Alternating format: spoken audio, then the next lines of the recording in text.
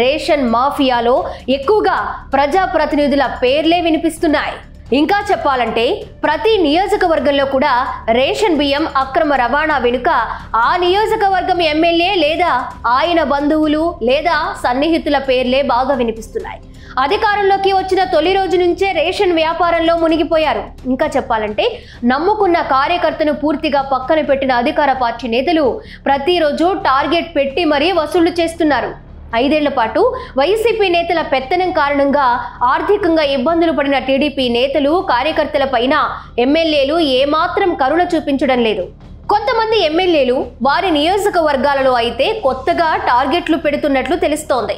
పదవులు రాని వాళ్ళు కొందరైతే ఇక అదే ఆఖరి అవకాశం అని డిసైడ్ అయిన వాళ్ళు, మళ్ళీ అవకాశం వస్తుందో రాదో అనే భావనతో ఉన్నవాళ్ళు, వచ్చిందే అవకాశం అన్నట్లు అక్రమార్జనకు తలుపులు తీశారనేది ప్రధాన ఆరోపణ.